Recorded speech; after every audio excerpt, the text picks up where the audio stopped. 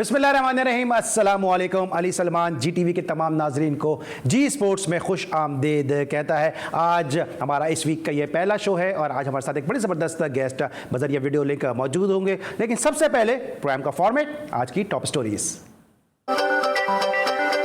Pakistan team की Zimbabwe के खिलाफ टी20 सीरीज की तैयारी शुरू। 3 टी20 सीरीज का आगाज 21 अप्रैल से होगा।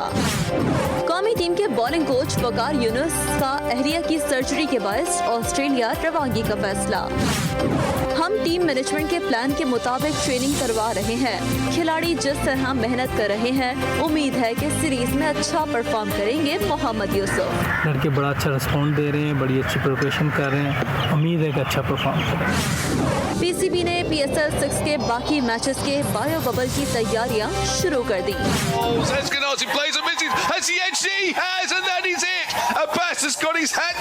कौमी फास्ट बॉलर मोहम्मद अब्बास की काउंटी क्रिकेट में शानदार कारकर्दगी का सिलसिला जारी।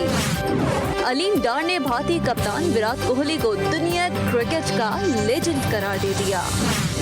इंडियन प्रीमियर लीग में शामिल कैन विलियमसन और डेविड वार्नर की इफ्तारी की वीडियो सोशल मीडिया पर वायरल। दोनों खिलाड़ियों ने अफगान प्लेयर राशिद खान के साथ रोजा रखा था। पाकिस्तान बास्केटबॉल टीम के साबिक कप्तान गुलाम फरीद इंतकाल कर गए।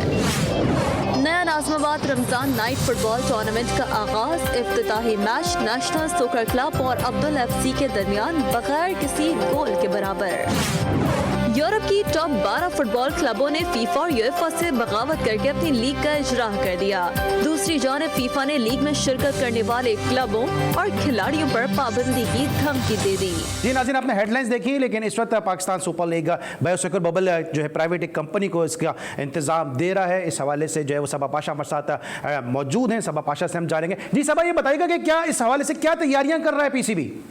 बिल्कुल, PSL 6 के बाकी मैचेस का इनकाद जो है वो करवाने के लिए तैयारियां जारी कर दी गई हैं, जबकि पीसीबी ने बायोस्कोर बबल की तैयारियां शुरू कर दी हैं और बायोस्कोर बबल के लिए बोर्ड के बरतानवी कंपनी के साथ मामलात भी तय पा गए हैं। जबकि ज़राए के मुताबिक बताया जा रहा है कि पीसीबी हकाम ने मुआहदे की दस्तावेज़ात जो है वो तैयार करके बरतानवी कंपनी को भिजवा दी हैं। जबकि बरतानवी कंपनी के साथ इब्तदाई तौर पर PSL के बकिया मैचेस का मुआहदा किया गया। साथ ही साथ PSL में कंपनी की कारकर्दगी देखने के बाद आइंदा क्रिकेट सीजन के लिए कंपनी से बातचीत होगी और इसके साथ ही PSL 6 के बायोस्कोर बबल पर भी और इसके प्रोटोकॉल्स पर भी बात होगी और इस पे अमल दरामद करवाना भी जो है वो कंपनी का ही काम होगा, बरतानवी कंपनी का ही काम होगा। जबकि पाकिस्तान क्रिकेट बोर्ड ने लीग के बकिया मैचेस के लिए होटल बुक करा लिया है, जो 300 कमरों पर मुश्तमिल होटल होगा, जहां तमाम 6 ऑफिशियल्स और कमेंटेटर्स जो है क़याम करेंगे और होटल में जो है कॉन्फ्रेंस रूम और हॉल भी जो है मुनक्किद करवाए जाएंगे, जहाँ पे तमाम इंतजाम जो है वो पीसीबी के पास होगा। जी बहुत बहुत शुक्रिया सबा पाशा, इस हवाले से हमें अपडेट करने के लिए। पाकिस्तान और जिम्बाब्वे की टीमों के दरमियान सीरीज का आगाज होने जा रहा है। पाकिस्तान का इस वक्त कैंप भी जारी है और मोहम्मद यूसुफ इस कैंप में मौजूद हैं। मोहम्मद यूसुफ इस कैंप की तैयारियों के हवाले से क्या बात कर रहे हैं, आइए सुनते हैं।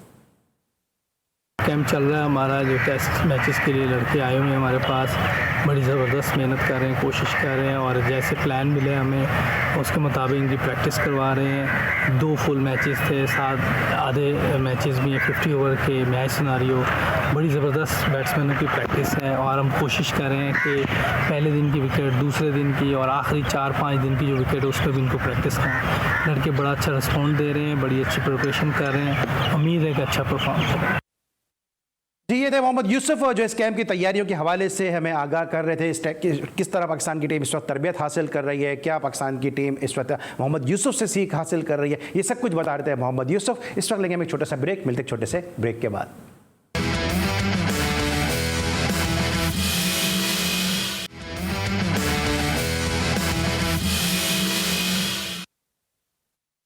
Welcome back after the break. और ब्रेक पर जब हम वापस आए तो हमारे साथ मौजूद हैं पाकिस्तान के एक ज़बरदस्त स्टार क्रिकेटर के जिन्होंने 99 के वर्ल्ड कप में पाकिस्तान की नुमाइंदगी की। एशियन टेस्ट चैंपियनशिप के सिलसिले में जो मैचेस खेले गए उसमें लाहौर में उन्होंने ईच इनिंग सेंचुरी स्कोर की। इस वक्त जूनियर सिलेक्शन कमेटी से वाबस्ता हैं। पेशावर से हमारे साथ मौजूद हैं वजातुल्लाह वास्ती साहब। अस्सलाम वालेकुम वास्ती साहब, कैसे हैं आप?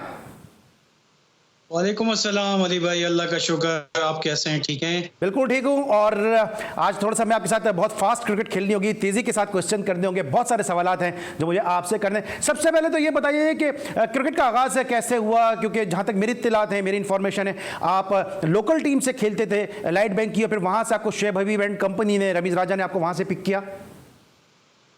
जी, इसमें कोई शक नहीं है। हमेशा से क्रिकेट जितने भी आप यंगस्टर उठा लें या जितने भी आप वर्ल्ड क्लास प्लेयर्स उठा लें, अगर आप उनको देखें तो उनकी जो क्रिकेट का आगाज़ हुआ है वही गली मोहल्ली के क्रिकेट से हुआ है।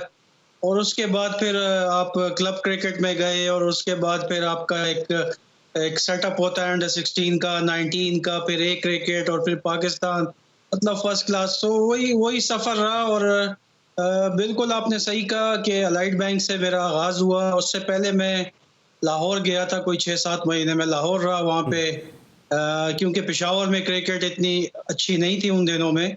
तो लाहौर गया, लाहौर खेला कोई 6-7 माह वहाँ पे क्रिकेट। वहाँ पे एक सर्विसेज की टीम होती थी, ग्रेड 2 वो खेलती थी, और भट्ट साहब उनके चेयरमैन थे। तो वहाँ पे मेरा सिलेक्शन हो गया था। खैर 1-2-3 महीने मैं खेला, तो वहाँ पे इस बीच में छुट्टियाँ हुई तो मैं पेशावर आया। तो पेशावर में अलाइड बैंक की टीम बन रही थी लोकल सतह पे, क्योंकि पूरे पाकिस्तान में बन रही थी लोकल सतह पे। और अलाइड बैंक का बड़ा अच्छा सेटअप था, बड़े अच्छे प्लेयर्स, उससे सारे नामी ग्रामी प्लेयर्स जो मेन टीम में थे, सारे ऑलमोस्ट इंटरनेशनल प्लेयर थे। बड़े बिग टीम्स थी हमारी, काफ़ी बड़ी टीम थी। तो अलाइड बैंक से मौका मिला। लोकल एक हमारे प्लेयर थे सलीम, उन्होंने मुझे ऑफ़र की कि आप अगर अलाइड बैंक लोकल से खेलना चाहते हैं तो आप अपनी अवेलेबिलिटी हमें बताएं। तो अल्हम्दुलिल्लाह फिर मैंने उसको साइन किया कॉन्ट्रैक्ट। 1500 रुपए में वो कॉन्ट्रैक्ट साइन था। अब काफ़ी पुरानी बात कर रहा हूँ। तो वहाँ से आगाज़ हुआ और अलाइड बैंक से खेला। फिर उसके बाद फिर जो बड़ी टीम थी उसमें मौके नहीं मिलते थे, क्योंकि बहुत बड़ी टीम थी। फिर शुएब हबीब साहब ने साहिवाल मुझे बुलाया। वहाँ पे एक मैच हो रहा था हमारा एडीवीपी के साथ, और काफ़ी बड़ी टीम थी, क्योंकि हमें मौका उसमें इसलिए मिला कि हमारे जो ज़्यादातर प्लेयर्स थे वो पाकिस्तान टीम में थे, तो हमें मौका मिल गया। तो शुएब हबीब साहब वहाँ पे थे, उन्होंने मुझे पहले नेट में देखा और उन्होंने टेक्निक वगैरह देख के तो मुझे मौका दिया, और अल्हम्दुलिल्लाह वहाँ पे मैंने ईच इनिंग 50 किया था। और उसकी एक बड़ी मज़ेदार बात आपको ये बताऊं, जो आपके वर्ल्ड क्लास एम्पायर हैं अलीम डार साहब, वो भी अलाइड बैंक से, मेरा भी डेब्यू मेन टीम से साथ हुआ था। और अलीम डार साहब जो थे वो ऑफ स्पिनर थे, उनका भी डेब्यू एक साथ हम लोगों का डेब्यू हुआ था।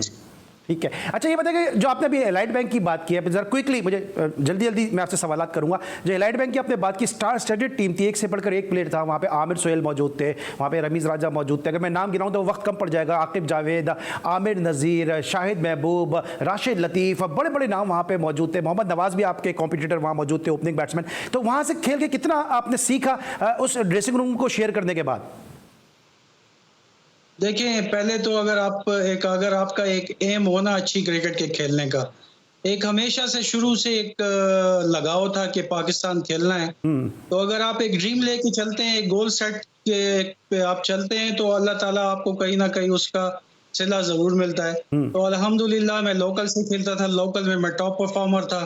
तो जब हमारी पाकिस्तान टीम में जब ये सारे अलाइड बैंक के प्लेयर्स जितने भी आपने नाम लिए, राशिद भाई हो गए, आमिर सोहेल हो गए, रमीज़ भाई हो गए, इजाज जूनियर हो गए, इसके अलावा भी जितने बड़े प्लेयर्स थे, जब वो पाकिस्तान टीम के होते थे तो यहाँ पे काफ़ी रूम होता था। तो उसमें हमें एक ही दफ़ा मौका मिला अल्हम्दुलिल्लाह, और उस मौके को अवेल किया। और उन सीखने का तो देखें, इतने ग्रेट प्लेयर्स जो आपके एक तरह अच्छा, वजी भाई ये बताइएगा वजातुल्लाह वास्ती साहब कि ठीक है, जो मेरी इत्तलात हैं वो ये है कि जो आपका नेचुरल स्ट्रोक पे जिस तरह आप खेलते थे, जो पाकिस्तान की टीम में हमें वो नज़र नहीं आया, क्योंकि एलाइड बैंक में तो आप अच्छे स्ट्रोक खेलने के लिए मशहूर थे। क्या वजह थी कि आप अपना नेचुरल गेम पाकिस्तान की टीम में नहीं खेल सके और किसी हद तक तनकीद का निशाना भी बने? देखिए, तनकीद तो दुनिया करती है, कुछ लोग अच्छा बोलते हैं, कुछ लोग बुरा बोलते हैं, मगर तनकीद को आपको क्रिकेटर जितने भी जो होते हैं, अपने जितना भी उन्होंने टाइम गुजारा होता है क्रिकेट में, तनकीद को साथ लेके चलते हैं और उस तनकीद से सीखते हैं। तो यहाँ पे जितना भी हम खेलते थे 30 ओवर 20 ओवर की क्रिकेट पेशावर में KPK में होती थी। तो जब हम टीम में आते थे तो वो असल में यहाँ पे डिफरेंट बॉलर्स होते थे, वहाँ पे डिफरेंट बॉल गेम होता था। तो आपको बड़ा संभल के, और आपको ये नहीं था कि आप जाके वहाँ पे हिट आउट कर दें और 25 बालों में 50 कर दें, वो इतना टाइम आपके पास नहीं होता था। दूसरा, आप एक यंगस्टर आप अलाइड बैंक लोकल से आप इतनी बड़ी टीम में जाएं और वहां पे आपको मनवाना भी है और परफॉर्मेंस भी करनी है, तो थोड़ा सा बंदा संभल के खेलता है और वही हमने किया। और इंटरनेशनल में आप देखें, क्योंकि मेरी एक ज़्यादातर टेक्निक अच्छी थी, ज़्यादातर उस पर बात होती थी। न्यूजीलैंड 98 का पाकिस्तान ए का टूर हुआ था, उसमें मैंने टॉप किया था। राशिद लतीफ़ हमारे कैप्टन थे, मोहम्मद वसीम था, उसमें मैंने टॉप किया वहाँ पे। तो वो अगर आप मेरी इनिंग्स जो देखें तो उसमें हमेशा मैं बड़ा फ्लो से खेला, उसी वजह से मैं टीम में आया। अच्छा, ये सवाल मैंने इसलिए सवाल मैंने किया कि आपका जो ओपनिंग पेयर था वो मशहूर हुआ सईद अनवर के साथ था, तो क्या आपको ऐसा रोल दिया जाता था कि आपको विकेट को ऑक्युपाई करना है? सईद अनवर स्ट्रोक खेलने के लिए मशहूर थे और फिर तनकीद आप पे होने लगी कि जी आप as compare to Saeed Anwar बहुत स्लो खेलते हैं, सुस्त खेलते हैं। देखिए, सईद भाई एक लेजेंड प्लेयर थे और उनसे बड़ा सीखने को मिला और अल्हम्दुलिल्लाह अगर उनके साथ मेरा नाम जोड़ा जाता है कि उनके साथ मैंने क्रीज शेयर की, विकेट शेयर की, सब कुछ उनके साथ जो ड्रेसिंग रूम शेयर किया, उनसे काफ़ी सीखने को मिला। तो बिल्कुल एक प्लान दिया जाता था कोच की तरफ से, क्योंकि सईद भाई जो थे वो स्ट्रोक प्लेयर होते थे और हमें नए बॉल का नीचे प्रॉब्लम होती थी। तो एक प्रॉब्लम यह था कि आपने नया बॉल गुजारना है, तो नया बॉल गुजार के जो नीचे के प्लेयर्स होते थे मिडिल ऑर्डर, तो उनको आसानी हो जाती थी। तो ज़्यादातर जो मेरा रोल होता था विकेट के ऊपर कि आपने टाइम गुजारना है, नए बॉल को जो है पुराना करना है, और उसके बाद जो है कि वो बाद में फिर जो मिडिल ऑर्डर के जितने भी प्लेयर होते थे उनको फ़ायदा होता था। तो काफ़ी हद तक वो जो अल्हम्दुलिल्लाह मुझे रोल दिया गया वो मैंने उस पर। अच्छा, 194 की इनिंग के बारे में बताइए, क्योंकि वो रिकॉर्ड एक अरसे तक रहा और तकरीबन 12 साल के बाद वो रिकॉर्ड जो है वो 2011 के वर्ल्ड कप में टूटा, जो वर्ल्ड कप की सबसे बड़ी पहली विकेट की पार्टनरशिप का रिकॉर्ड है आपका और सईद अनवर का, जो सेमीफाइनल खेला गया अगेंस्ट न्यूजीलैंड 194 रन का। क्विकली मुझे जरा उसके बारे में बताइएगा, कैसी रही वो इनिंग? देखिए, बहुत अच्छी इनिंग रही अल्हम्दुलिल्लाह, क्योंकि उससे पहले क्वार्टर फाइनल था जिम्बाब्वे के अगेंस्ट, उसमें मैंने 48 किया था, कोई समथिंग राउंड अबाउट 45 बॉल्स पे। तो एक बड़ा अच्छा कॉन्फिडेंस मिला और जब हम सेमीफाइनल में आए तो विकेट बड़ा अच्छा मिला।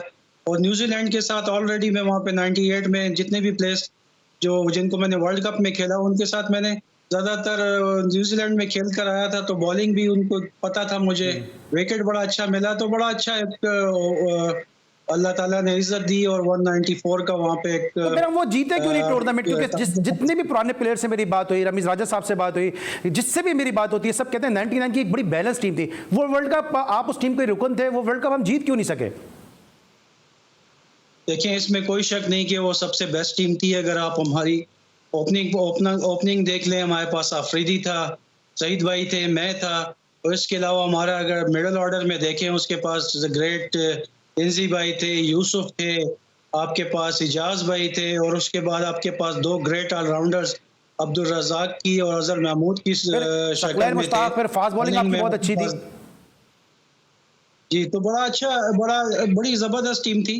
मगर अनफॉर्चुनेटली देखें, हर चीज़ जो होती है अल्लाह ताला ने लिखा होता है। सेमीफाइनल हम अच्छा खेले, इससे पहले तो हम बिल्कुल मतलब एक उसमें आ ही नहीं रहे थे। पूरा वर्ल्ड कप अगर आप उठा लें 99 का, तो हम बड़ा अच्छा खेले। मगर आप ये देखें कि 92 के वर्ल्ड कप को कंपेयर करें कि टीम आपकी बिल्कुल नीचे थी और एक पॉइंट से और आप फाइनल खेले और जीते। इसी तरह ऑस्ट्रेलिया भी बिल्कुल वही 99 की सूरत हाल थी, वो नीचे से हारती हुई आ रही थी और एकदम से उन्होंने टेक ऑफ किया और टेक ऑफ करते हुए वो फाइनल में जीत गए। मगर ओवरऑल आप देखें तो 99 का वर्ल्ड कप बड़ी अच्छी यादें हैं उसके साथ। बड़ा अच्छा टूर्नामेंट हुआ, फाइनल हम खेले। अनफॉर्चुनेटली क्रिकेट है, हार गए, इसका अफसोस सारी जिंदगी। और एशियन टेस्ट चैंपियनशिप की दोनों इनिंग में सेंचुरी, वो कैसी यादगार है? बिल्कुल, हमेशा से देखें आप पाकिस्तान से जितना भी खेलते हैं और अल्लाह ने जितना भी खिलाया, अल्लाह ताला ने इज्जत दी। कलकत्ता में मेरा डेब्यू हुआ, एक आपने देखा एक बड़ा नामी ग्रामी उसमें इंसिडेंट हुआ था तेंदुलकर का, वो जो रन आउट हुए थे, थोड़ी सी कंट्रोवर्सी हुई थी। उसके बाद लाहौर में जब हमारा सेकंड टेस्ट मैच हुआ था उसमें ईच इनिंग 100 का मौका मिला। उसके बाद बांग्लादेश में हमारा हम टेस्ट चैंपियनशिप का जो फाइनल हुआ था वो हम जीते। तो बड़ा अच्छा एक टूर्नामेंट था, एक बहुत बड़ी टीम थी और अल्हम्दुलिल्लाह जितना भी खेला इज्जत से खेला और अल्लाह ताला ने परफॉर्म किया। अच्छा, आपकी दूसरी इनिंग की बात करते हैं, जब आप मेंबर सिलेक्शन कमेटी बने, कितने प्लेयर आपने इस वक्त प्रोड्यूस किए और सिलेक्शन का आपका एक्सपीरियंस कैसा रहा? और साथ साथ इसमें एक और सप्लीमेंट्री क्वेश्चन भी कर देता हूँ कि बड़ी कंट्रोवर्सी रही आपकी सिलेक्शन कमेटी के ज़माने में कि जी ये सिलेक्शन कमेटी जो है वो फवाद आलम को नहीं खिला रही, ये सिलेक्शन कमेटी जो है वो सलमान बट को नहीं खिला रही। देखिए, मैं इससे पहले जब मैंने क्रिकेट छोड़ी 2008 में, तो मुझे मौका मिला ZTBL से कोचिंग का। अल्हम्दुलिल्लाह मैंने वहाँ पे कोचिंग की 6-7 साल। हमने टूर्नामेंट भी टॉप किए और हमने बड़ी अच्छी एक टीम डेवलप की, जिसमें आपके बाबर आजम हो गए, आपके उस्मान शनवारी हो गए, इसके अलावा आपके और बड़े अच्छे शर्जील खान थे उसमें, हारिस सोहेल थे, मुझे याद है। हारिस सोहेल भी थे, देखें उसमें हारिस सोहेल भी थे आपके पास। तो बड़े अच्छे जफर गोहर आपके पास था। ये आपका जो जिसने अभी टॉप किया है वो लड़का, आप अभी जो डोमेस्टिक में जिसने कामरान top गुलाम। किया है, वो भी बिल्कुल कामरान गुलाम थे। इरफान उल्लाह शाह अब आपके डोमेस्टिक का जो अभी पाकिस्तान टेस्ट स्क्वाड हुआ है, जो अभी इनका कैंप लगा था, इरफान उल्लाह शाह फास्ट बॉलर ठीक है। है, वो हमने डेवलप किए। तो अल्हम्दुलिल्लाह सिलेक्शन कमेटी में भी हमने अल्हम्दुलिल्लाह, आप देखें जब हमने टेक ओवर किया तो उस टाइम आपकी जो टीम थी 7वें से 8वें 9वें नंबर पे आपकी गई थी। और अल्हम्दुलिल्लाह लेकिन अब दूसरा क्वेश्चन है, सलमान भट्ट और easy फवाद बात आलम को क्यों नहीं कंसीडर किया आप लोगों ने? किसको? सलमान भट्ट और फवाद आलम। देखिए, फवाद आलम को बिल्कुल कंसिडर, वो अगर वो हम उसको कंसिडर ना करते तो उसको हम कैंप में ना बुलाते। कैंप में उसको बुलाया। अनफॉर्चुनेट, अगर आप देखें साद अली ने उस साल टॉप किया था और एक यंगस्टर था, तो यंगस्टर को एक मौका दिया गया और पूरे बिल्कुल सिलेक्शन कमेटी के भी उसमें राय थी। और आपकी जो भी हमेशा हमारी टीम बनती थी उसमें कैप्टन और कोच की भी राय होती थी। कोई ऐसी बात नहीं है। वो भी फवाद आलम भी पाकिस्तान का प्लेयर है, इसी मुल्क का प्लेयर है, और वो आए, उन्होंने परफॉर्मेंस की। अल्लाह का शुक्र है, हमें भी बड़ी खुशी है। जो भी पाकिस्तान से परफॉर्म करता है हमेशा खुशी होती है। अच्छा, ये बताइए, अभी आपने और वो future में बाबर भी आजम की अल्लाह बात की कि ZTBL से, हम सबको पता है कि ZTBL ने सबसे पहले उनको जॉब ऑफर की, फिर उसके बाद वो स्टेट बैंक से भी खेले। ये बताइए कि बाबर आजम अब एक डेवलप प्लेयर बनता जा रहा है। आप यकीनन, आप अगर मैं कहूँ कि आप वो माली हैं कि जिन्होंने वो बीज लगाया, फिर वो पौधा बन रहा है और पूरी दुनिया में जो है अब उसका जिक्र हो रहा है। तो ये बताइए कि अब विराट कोहली के साथ जो है उनको कंपेरिजन किया जाता है, इंडिया में भी उनके चर्चे हो रहे हैं। आप एज ए प्लेयर किस तरह समझते हैं बाबर आजम को, और इनके डेवलपमेंट के वाले से क्या कहेंगे? देखिए, बाबर आजम की अगर आप शुरू की क्रिकेट निकालें, बाबर आजम शुरू से बड़ा टैलेंटेड प्लेयर था। बड़ा अच्छा उसका टेक्निकली बड़ा ज़बरदस्त था, साउंड था। यही वजह थी कि उसको ZTBL में आया और हमने उसको खुला मौका दिया और उससे कहा कि यार ये आपको प्लेटफॉर्म दिया है, जाएं, एंजॉय करें और परफॉर्म करें। अल्हम्दुलिल्लाह उसने काफ़ी परफॉर्मेंस ZTBL से की, टेक्निकली बड़ा अच्छा था। और दूसरा, आपको देखें, जब कंपैरिजन आप दुनिया में हज़ारों लोग हैं करते हैं, कोहली है, बाबर आजम है, दोनों को आप देख लें, दोनों ग्रेट प्लेयर हैं। कोहली ऑलरेडी आप देखें बहुत ज़्यादा खेल चुका है, उसके रिकॉर्ड्स बहुत हैं, उसकी परफॉर्मेंस बहुत है। और इसी तरह अगर बाबर आजम को आप देखें तो बाबर आजम की जो लास्ट 4-5 साल से परफॉर्मेंस है, और जो जब वो कैप्टन बना और उसके बाद जो उसकी परफॉर्मेंस में निखार आया है, आई थिंक अमेजिंग। और अभी साउथ अफ्रीका में उसने परफॉर्म किया, न्यूजीलैंड, ऑस्ट्रेलिया में जिस तरह वो परफॉर्मेंस करके आ रहा है, तो मेरा ख्याल में आप देखेंगे अभी T20 का इस टॉप प्लेयर मेरा ख्याल में आई थिंक दूसरे नंबर पे आ गया है। वनडे में इस टॉप किया है, तो आप देखेंगे इंशाल्लाह काफी रिकॉर्ड्स बनाएगा, काफी परफॉर्मेंस करेगा। और मेरी दुआ है उसके साथ, बल्कि ना सिर्फ बाबर के साथ, जो भी उसके साथ प्लेयर्स खेल रहे हैं, फखर हो गया, रिजवान है। अच्छा, रिजवान ने बड़ी अच्छी वजादुल्लाह वास्ती साहब, मैं आता हूं जरा, एक और भी मुझे प्लेयर का पूछना है। सो कॉलर ने मुझे ज्वाइन कर लिया, फजल उल्लाह साहब मेरे साथ इस वक्त टेलीफोन लाइन पर मौजूद हैं। अस्सलाम वालेकुम फजल उल्लाह साहब। वालेकुम अस्सलाम सर, अली सलमान सर को भी सलाम और वजादुल्लाह वासी भाई को भी सलाम सर मेरा। जी वालेकुम अस्सलाम। जी सर, मैं यही कहना चाहता हूँ कि लाहौर रजन की तरफ से रजवान हुसैन ओपर न्यू नाजमाबाद में भी जो मैच हुए, उनका ओपनर है रजवान हुसैन, इतना प्यारा बैट्समैन है हमारा लेफ्ट हैंड, उसको टीम में लेना चाहिए। हैदर अली को, अफजाल आसिफ को, मोहम्मद इरफान को, शहनशाह अफरीदी को और सेल मसूद को। देखिए आगे T20 वर्ल्ड कप हो रहा है, हमें स्टार हीरो प्लेयर चाहिए, हमने पूरी दुनिया के दिल जीतने हैं। ठीक है फजल साहब, आपका सवाल पहुंच गया। मैं वास्ती साहब से पूछ लेता हूं, आपने देखा जूनियर सिलेक्शन कमेटी को भी, आपने देखा सिलेक्शन कमेटी को भी, आपके भी आप मेंबर हैं। रिजवान हुसैन की एक जमाने में बड़ी बात हो रही थी, इस्लामाबाद यूनाइटेड से उन्होंने रन्स भी किए, लेकिन थोड़ा सा वो पीछे हो गए, इसकी क्या वजह समझते हैं? देखिए, रिजवान हुसैन जब डोमेस्टिक, मुझे अच्छी तरह याद है, जब वो T20 डोमेस्टिक वगैरह खेले तो बड़े प्रॉमिसिंग, उन्होंने बड़ी अच्छी परफॉर्मेंसेस की, जिसकी वजह से उनका PSL में नाम आया। Unfortunate is no doubt, is a very talented player.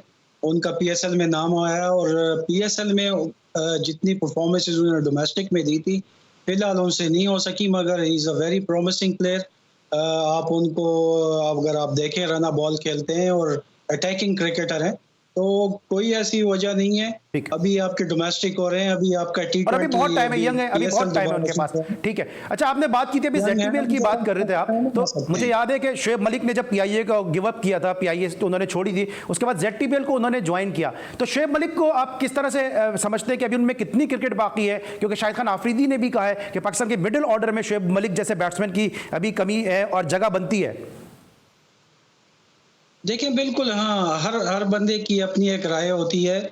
शायद अफरीदी की अपनी राय है, मेरी अपनी राय है, हो सकता है किसी और की अपनी राय हो।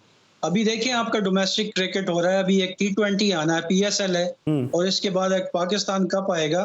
उसके बाद आपके पास खुला ओपन, आपके पास खुला चांस है। शोएब मलिक भी डोमेस्टिक खेलेंगे और भी जो मिडिल ऑर्डर में प्लेयर्स हैं वो भी खेलेंगे, और जो उसमें परफॉर्मेंस होगी, जो बेस्ट उसमें परफॉर्मर होगा, जो बेस्ट उस टाइम फॉर्म में जो होगा, मेरा ख्याल में हो, क्योंकि वर्ल्ड कप आगे करीब है, सितंबर में आई थिंक वर्ल्ड कप है, तो मेरा ख्याल में जो बेस्ट चॉइसेस आपके पास हैं, आपके पास एक शोएब मकसूद ऑलरेडी मिडिल ऑर्डर में देखें इस दफा, अगर उसकी परफॉर्मेंस आप देखें तो इज प्लेड वंडरफुल। अगर आपका T20 उठाएं या उसका वनडे टूर्नामेंट उठाएं या फर्स्ट क्लास उठाएं, तो उसमें उसकी काफी परफॉर्मेंसेज हैं, आप उसको भी देख सकते हैं। और डिपेंड करता है कि आगे चल के अभी जो आपका PSL होगा, T20 होगा, उसमें कौन मिडिल ऑर्डर में अच्छी परफॉर्मेंसेस करता है। दूसरा मैं आपको थोड़ा सा ये भी बता दूं कि अभी मैं सुन रहा था, मिसबा जो आपकी टीम के कोच हैं, वो उन्होंने एक बात की है कि हमें मिडिल ऑर्डर में ऐसा प्लेयर चाहिए जो स्पिनर को अच्छा खेलता हो।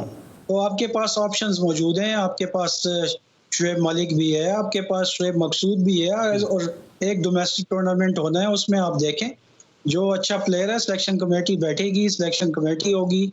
और अच्छा, भी ये बताइएगा वजातुल्लाह वास्ती आपका- साहब, आप दोनों सिलेक्शन कमेटी से वाबस्ता रहे, पहले भी आप एक ज़माने में मोइन खान की सिलेक्शन कमेटी के मेंबर रहे, 5 महीने तक ऑलमोस्ट आप मेंबर रहे, फिर आपने इंजमाम अलग की सिलेक्शन कमेटी को ज्वाइन किया, अब आप जूनियर सिलेक्शन कमेटी के मेंबर हैं। ये बताइए, कंसिस्टेंसी में सिलेक्शन में नज़र क्यों नहीं आती? अगर मैं चले ओपनर्स की बात ही करता हूँ, तो आप खुद भी ओपनर हैं, हमने देखा माजी में मुख्तार अहमद को हम लेकर आए, उनको हमने बाहर कर दिया, नौमान अनवर को लेकर आए, उनको हमने बाहर कर दिया, साहबजादा फरहान को लेकर आए, फिर हमने उनको बाहर कर दिया, फिर एहसान अली को लेकर आए, फिर उनको बाहर कर दिया। ये तो सिर्फ ओपनर्स हैं, ये एक क्यों कंसिस्टेंसी हमें नजर आती नहीं है सिलेक्शन कमेटी में? देखिए कंसिस्टेंसी की बात नहीं है। अगर आप देखें, एक बड़ा अच्छा पेयर हमारा सेट हुआ था खालिद लतीफ़ और शर्जील की सूरत में। अनफॉर्चुनेटली वो हादसा हुआ उसके बाद, क्योंकि आपके रेगुलर मेंबर थे और बड़ा अच्छा सेट हो गए थे ओपनिंग उस पे, तो आपको वनडे में और T20 में कोई प्रॉब्लम नहीं हो रही थी, और ये टीम के साथ काफी अरसा चलते रहे, और उसके बाद ये हैपन हुआ। तो एकदम से जब आपका ओपनिंग पेयर हटता है, तो उसके बाद जो नए लड़के आप खिलाते हैं उनको थोड़ा सा टाइम देना होता है। तो हमने टाइम भी दिया, बीच में सीरीज भी आती रही, उसके बाद PSL भी आते रहे, तो उसमें पिक एंड चूज में आपको काफी प्रॉब्लम्स होती रही। मगर आप अगर देखें, नुमान लड़का जो है, नुमान अनवर, उसकी परफॉर्मेंसेस डोमेस्टिक में इतनी अच्छी नहीं रही। He is a very talented player, मगर प्लेयर्स पे टाइम आते हैं, कभी अच्छा कभी नहीं। मगर साहिबजादा फरहान एक ऐसा प्लेयर है जिसने डोमेस्टिक में हमेशा परफॉर्मेंस की है, और अगर आप उसकी अभी की भी परफॉर्मेंस देखें तो वो उसने काफी इम्प्रूव की है, अपनी गलतियों से उसने सीखा है। तो एक आपके पास ये भी एक बड़ा अच्छा प्रॉमिसिंग बैट्समैन आपको मिल सकता है। अभी ऑलरेडी आपके पास फखर जमान है, ये बड़ा अच्छा खेल रहे हैं। शर्जील आपके पास है, रिजवान माशाल्लाह T20 में, वनडे में, आपको ऐसा नहीं लगता कि सिलेक्शन कमेटी ने बहुत सारी कैप्स बांट दी हैं, पूल बहुत बढ़ा दिया है, कि जिससे खुद सिलेक्शन कमेटी को भी वसाइल का सामना करना पड़ता है? देखिए बिल्कुल करना पड़ता है। दूसरा, कोविड की वजह से बड़े प्रॉब्लम्स हुए हैं। कोविड की वजह से एक तरह का आप देखें, सिलेक्शन कमेटी को एक कुशन भी मिला है। पहले अगर आप कोविड से पहले अगर आप देखें, और अगर आप टीम की सिलेक्शन होती थी, तो आप 15 या 16 प्लेयर सिलेक्ट करते थे। अब आप ज्यादा प्लेयर्स रख सकते हैं अपने साथ। लेकिन आपके जो चीफ सेलेक्टर हैं वो खिलाते कितने से उसमें से, ये बताएं ना, क्योंकि आपने मुझे इतने प्लेयर के नाम गिनवाए कि जो आपकी सिलेक्शन कमेटी लेकर आई, उनको मौके भी मिले, लेकिन ये जो मौजूदा चीफ सेलेक्टर है ये अनाउंस तो करते हैं, एक बड़ी टीम अनाउंस कर देते हैं, एक जहाज भर की टीम अनाउंस हो जाती है, उसमें से खिलाते कितने नए प्लेयर्स में से? देखिए अभी दानिश अजीज को चांस मिला, उसको वनडे में खिलाया। आप एकदम से ना नए लड़कों को पूरा एकदम से नहीं खिला सकते। आप अगर सीरीज जीत जाए, फर्स्ट करें T20 सीरीज है, और अगर आप पहले 2 मैच जीत गए तो तीसरे मैच में आप 2-3 यंगस्टर्स खिला सकते हैं। आप एकदम से अपना टीम का बैलेंस खराब नहीं करते। अभी ऑलरेडी देखिए ये टीम में जितने भी यंगस्टर हैं इनको रखा हुआ है। राइट। जहां इनका मौका मिलेगा, अभी जिम्बाब्वे आपका टूर शुरू हो रहा है, इसमें T20 है, टेस्ट है आपकी, इस तरह के टूर्स में आप इन जो आपके डोमेस्टिक परफॉर्मर ठीक है। हैं उनको आप खिला के अच्छा, उनको चेक ये कर सवाल मैंने सकते हैं इसलिए भी और किया, ग्रूम कर ये सकते सवाल मैंने इसलिए भी आपसे और किया क्योंकि काफ़ी लोग ये बात भी करते हैं, पुराने क्रिकेटर्स भी ये बात करते हैं कि हमारी डोमेस्टिक क्रिकेट में बहुत ज़्यादा फ्लॉज हैं। जो माजी में डोमेस्टिक क्रिकेट होती थी उसमें डिपार्टमेंट का रोल होता था, वो बड़ी कॉम्पिटिटिव क्रिकेट होती थी। अब लड़के परफॉर्म कर देते हैं, ठीक है, और ये जो सिस्टम, इसको आप किस तरह से देखते हैं? और फिर जो परफॉर्मेंसेज लड़के करते हैं जब इंटरनेशनल स्टैंडर्ड पे जाते हैं तो वो परफॉर्मेंसेज सामने नहीं आती just because of the flaws in our domestic cricket. देखिए पहले एक दफा जब हम खेल रहे थे डिवीजन सिस्टम था, बड़ा स्ट्रांग आपका सिस्टम था, क्योंकि जो लड़के आपके डिवीजन से खेलते थे वही आपके बैंक से भी जाके खेलते थे, फिर डिवीजन से, तो वो खेल के बन जाते थे। अगर अब बीच में जो रीजनल सिस्टम हुआ है उसमें भी ऐसा नहीं है कि आपको प्लेयर नहीं मिले, उसमें भी, क्योंकि हमारा सबसे अच्छी बात यह है कि हमारे मुल्क में टैलेंट बहुत है, टैलेंट को ग्रूमिंग की जरूरत है। रीजनल सिस्टम वो जो पुराना था वो हुआ, अब ये सिटी क्रिकेट एसोसिएशन का सिस्टम आया है, इसको टाइम हमें देना पड़ेगा। अभी जो अब मैं समझता हूँ पीसीबी को पूरा क्रेडिट देना चाहिए कि इन्होंने कोविड-19 में इतनी मुश्किल सिचुएशन में, जहां पूरी दुनिया में क्रिकेट नहीं हो रही थी और पाकिस्तान में पूरा डोमेस्टिक सीजन आपका कराया, ना सिर्फ सीनियर बल्कि आपका 16 और 19 और इमर्जिंग के टूर्नामेंट भी होते रहे। और जिस तरह लड़कों ने परफॉर्मेंस की, जिस तरह ये टूर्नामेंट अपने अख्ताम पे पहुंचा, मैं समझता हूँ पीसीबी पूरा उसको क्रेडिट देना चाहिए और इससे आपकी बेहतरी भी आएगी। अब अगर आप अभी देखें कि हमारे जो बैट्समैन हैं उन्होंने कितना ज्यादा परफॉर्म किया। अच्छा वजह भाई, बैटिंग जो बड़ा है वो कम है, मुझे बताइए, आप कह रहे हैं पाकिस्तान में टैलेंट बहुत है, हम सब इस बात को मानते हैं, लेकिन क्या वजह है कि पाकिस्तान की टीम सामने वाली टीम को देख के अपने आप को तैयार करती है? ऑस्ट्रेलिया से खेलेगी तो उस हिसाब से क्रिकेट खेलेगी, साउथ अफ्रीका से खेलेगी तो उस हिसाब से खेलेगी, जिम्बाब्वे के सामने आएगी तो उसका स्टैंडर्ड वही हो जाएगा। लास्ट टूर पर भी हमने देखा था कि यूनुस ने और मिसबा ने कई मरतबा जिम्बाब्वे के टूर पर पाकिस्तान की टीम को बचाया। इस मरतबा आपको क्या उम्मीद है पाकिस्तान की टीम से, क्योंकि ना यूनुस है ना यहाँ पे मिसबा है? देखिए जी बिल्कुल, इसमें तो कोई शक नहीं, यूनुस मिसबा के जाने से एक बहुत बड़ा खला पैदा हुआ है जिसको अभी तक हमें पूरा करने में बड़ा प्रॉब्लम हो रही है। मगर सिलेक्शन कमेटी इस चीज़ पे अवेयर है कि हमें डोमेस्टिक से जो बेस्ट प्लेयर्स हैं डोमेस्टिक में, वो मिडिल ऑर्डर में हमें लेकर आने हैं। असद शफीक ऑलरेडी आपका जो 70 टेस्ट खेल चुका है, वो अभी बाहर बैठे हैं और उनकी डोमेस्टिक परफॉर्मेंस और देख रहे हैं सिलेक्टर्स।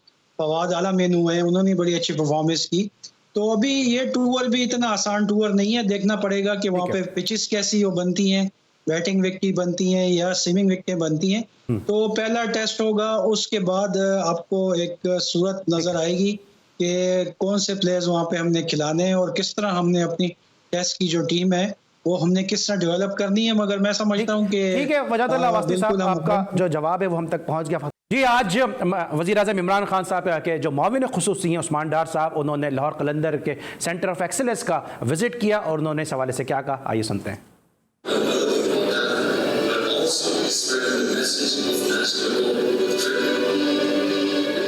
वज़ीर आज़म के मामूनी ख़ुसूसी बराए यूथ अफेयर्स उस्मान डार की लाहौर कलंदर्स के हाई परफॉर्मेंस सेंटर का दौरा। सेंटर में सहूलियात के मोतरफ बॉलिंग भी कराई।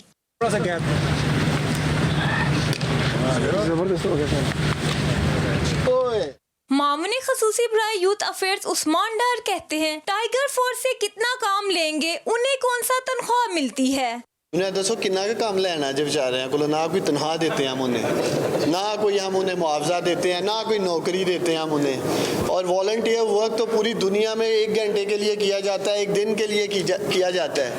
तो सच मानिए, कल मैं सियालकोट में मिला हूँ टाइगर फोर्स के लड़कों को और मैंने उन्हें कहा यार मुझे मुतमिन करो। उस्मान डार ने कप्तान की बैटिंग ऑर्डर में तब्दीली को मुल्क की तब्दीली के मुतबादिल करार दे दिया।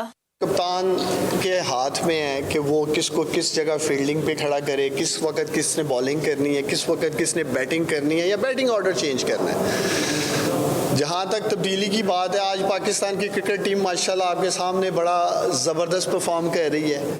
मजीद कहा, कामयाब नौजवान प्रोग्राम के तहत youth Olympics, sports talent hint, innovation league का इनेकाद जल्द करने जा रहे हैं। कैमरामैन अवैस राजपूत के साथ सबा पाशा, GTV न्यूज़ लाहौर।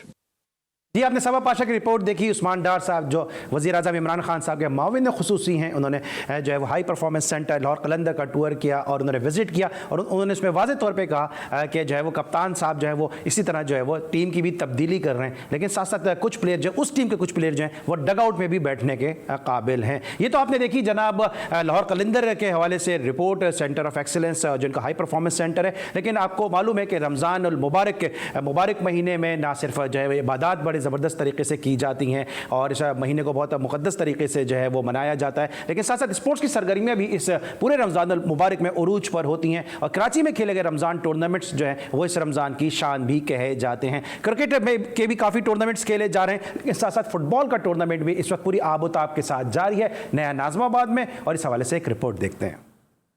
नया नाज़माबाद रमजान नाइट फुटबॉल टूर्नामेंट का आगाज एक रंगारंग तकरीब के साथ हुआ। सुई सदरन गैस के मैनेजिंग डायरेक्टर इमरान मुनियार ने टूर्नामेंट का इफ्तिताह किया। इफ्तिताही मैच नेशनल सोकर क्लब और अब्दुल FC के दरमियान दिलचस्प मुकाबले के बाद बगैर किसी गोल के बराबर रहा। इस मैच को साबिक कप्तान अली नवाज बलोच, टेस्ट क्रिकेटर मोहम्मद समी, साबिक टेस्ट ओपनर शुएब मोहम्मद, कौमी फुटबॉल टीम के कप्तान सद्दाम हुसैन और दीगर ने देखा। 15 रोजा मुकाबलों में 12 टीमें हिस्सा ले रही हैं। सिंगल लीग के बाद हर ग्रुप की टॉप टीम सेमीफाइनल के लिए क्वालिफाई करेगी। फातेह टीम ट्रॉफी और 1 लाख रुपए की हकदार होगी। जी, आपने फुटबॉल टूर्नामेंट के हवाले से रिपोर्ट देखी और यहाँ पे आपने देखा कि पाकिस्तान फुटबॉल टीम के कप्तान सद्दाम हुसैन भी मौजूद थे, मोहम्मद समी भी इसमें आपको नजर आए। तो इस तरह क्रिकेट के साथ साथ फुटबॉल और दीगर खेलों की सरगर्मियाँ भी रमज़ान मुबारक के दौरान रात में बिलखुसूस जो है वो उरूज पर हैं। तो ये थी हमारी आज की कोशिश और काविश। हमें उम्मीद है ये आपको पसंद आएगी। इंशाल्लाह कल रात 11:05 पर एक दफ़ा फिर आपसे मुलाकात होगी। अपना बहुत ख्याल रखिए। अल्लाह हाफ़िज़।